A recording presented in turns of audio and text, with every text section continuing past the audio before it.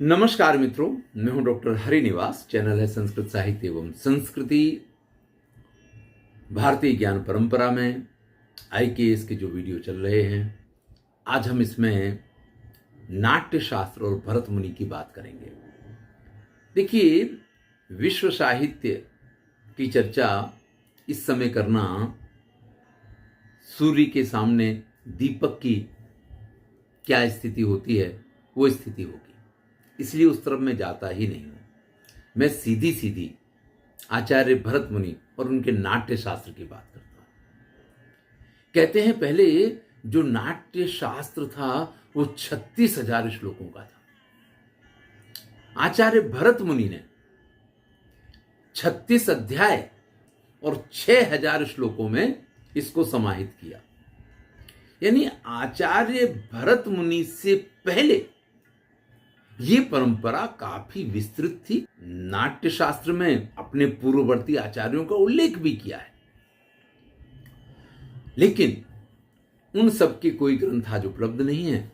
इसलिए अगर हम उनकी चर्चा को बिल्कुल एक तरफ कर दें तो भी आचार्य भरत मुनि जो हैं, इनका समय ईसवी सन पूर्व 300 वर्ष पहले का माना जाता है। 200 से 300 वर्ष पहले ईसवी सन का समय इनका सभी लोग निर्विवाद रूप से स्वीकार करते हैं। इन्होंने अपनी रचना जो नाट्य शास्त्र लिखी, इसमें 36 अध्याय हैं, 6,000 श्लोक हैं। अभिनव भारती जो अभिनव गुप्त पादाचार्य की टीका है नाट्य शास्त्र के ऊपर, उसमें उन्होंने भी इस बात का उल्लेख किया है कि आचार्य भरत मुनि ने षट सहस्त्री संहिता यानी 6,000 श्लोक वाली अपनी ये, क्योंकि इसके एक एक श्लोक को आप मंत्र मान सकते हैं, इसलिए इसको संहिता नाम दिया गया है कि ये षट सहस्त्री संहिता है, नाट्यो पंचमो वेद, ऐसा इसके बारे में कहा जाता है। चलिए अब हम थोड़ी चर्चा करते हैं इसके विषयों के बारे में। देखिए, वैसे तो इसका नाम है नाट्य शास्त्र, यानी रंगमंच स्टेज से संबंधित विषयों का इसमें समावेश होना चाहिए। लेकिन जब हम कहते हैं आंगिकम भुवनम यस्य वाचिकम सर्ववांगमयम आहार्यम चंद्र तारादि तम नुमः सात्विकम शिवम, तो जब हम इस प्रकार से भगवान शिव की स्तुति करते हैं तो ये पूरा विश्व ही एक रंगमंच बन जाता है। इसका मतलब ये हुआ कि नाट्य शास्त्र में इस संसार का कोई भी विषय बाकी नहीं रह जाना चाहिए, और भरत मुनि के नाट्य शास्त्र में ऐसा ही हुआ है। नाटक के मुख्य भाग की बात करें तो इसमें एक कथा वस्तु होती है जिसको आप स्टोरी कहते हैं, एक इसमें अभिनेता होते हैं, पात्र होते हैं जिनको आप हीरो हीरोइन कहते हैं, और इन दो के बाद इसमें तीसरी महत्वपूर्ण चीज है रस। इसीलिए कहते हैं कि वस्तु नेता रसस्तेषाम भेदक, यानी स्टोरी, उसका हीरो और उसमें रस क्या है, ये तीन चीजें बड़ी महत्वपूर्ण हैं। लेकिन इन सब के आधार पे नाट्य के बहुत सारे प्रकार होते हैं।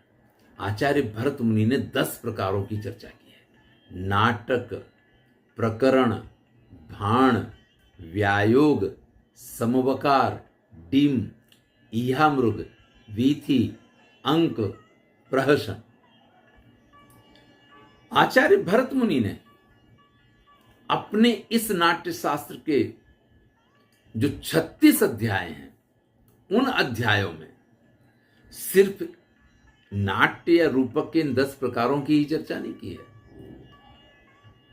पहले अध्याय को वो नाम देते हैं नाट्योत्पत्ति, किस नाट्य की उत्पत्ति कैसे हुई है उसकी बात करते हैं। जब दूसरे अध्याय पे आते हैं तो उसका नाम है प्रेक्षागृह लक्षण, यानी रंगमंच कैसा होना चाहिए और थिएटर किस प्रकार का होना चाहिए जिसमें लोग वाग बैठ करके, क्योंकि सब जगह जरूरी नहीं है कि एक ही प्रकार की डिजाइन हो।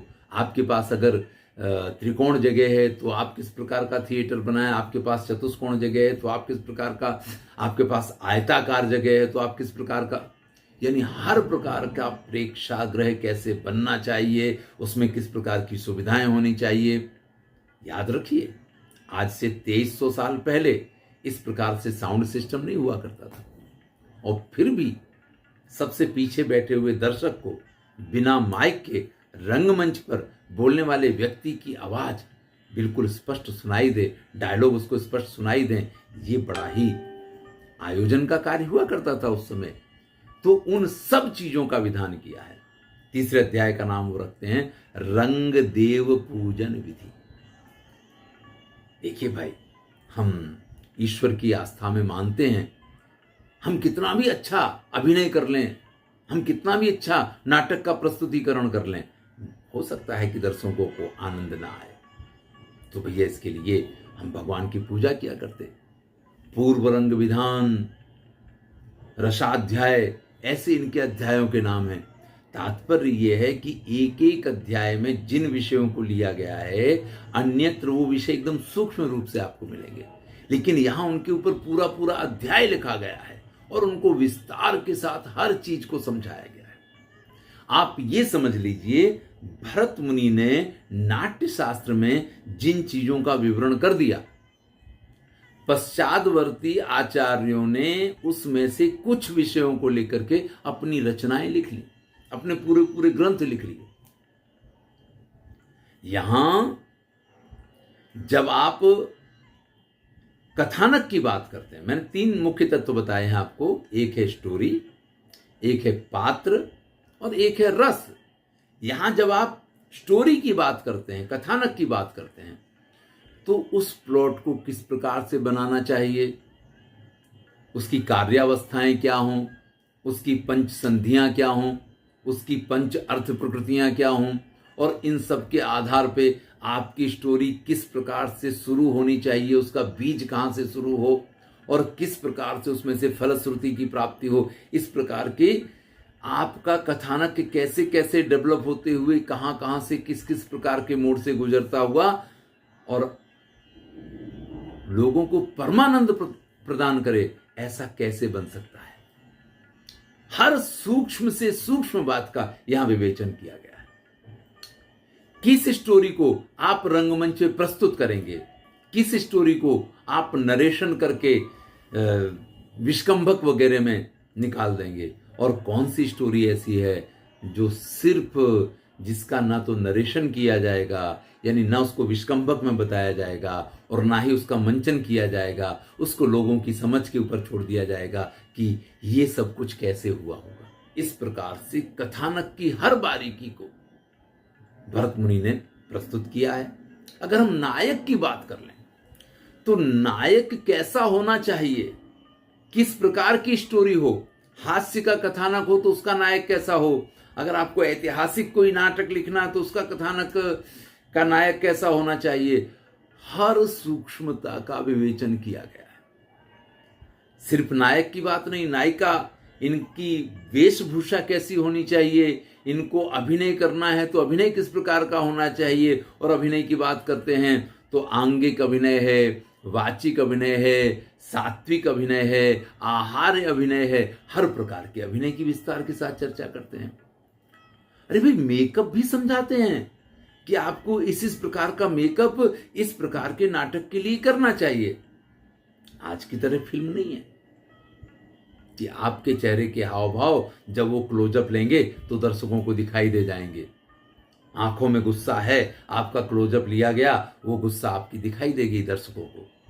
तब ऐसा नहीं हुआ करता था। अगर कोई ऐसा सीन आने वाला है तो आपको उस प्रकार का मेकअप करना पड़ेगा जो दूर बैठे हुए दर्शक को भी आपकी उस भावना का प्रतिबिंबन होना चाहिए। और जब रस की बात करते हैं तो ये तो ऐसा अमृत फल है जो भरत मुनि हमको दे के गए हैं और जिसके ऊपर सहस्राब्दियों से आज तक चर्चा होती चली आई है, और फिर भी जो विषय आज भी उतना ही चर्चास्पद है, क्योंकि रस के अतिरिक्त तो इस संसार में कुछ है ही नहीं। जब ये अलंकारों की बात करने बैठते हैं तो नायक नायिका के अलंकारों की भी बात करते हैं और ये भाषा के अलंकारों की भी बात करते हैं। इस प्रकार से आचार्य भरत मुनि की ये रचना 5वां वेद माना जाता है। इसको इसीलिए षट सहस्त्री संहिता का नाम दिया गया है। और सबसे महत्वपूर्ण ये है कि इसके विषयों को लेकर के भविष्य में बहुत सारे ग्रंथ लिखे गए हैं, लेकिन आज भी ये उतना ही अछूता है। आज भी ये स्वयं में जिस बात को प्रस्तुत करता है अन्य कोई नहीं कर पाता है। धन्यवाद।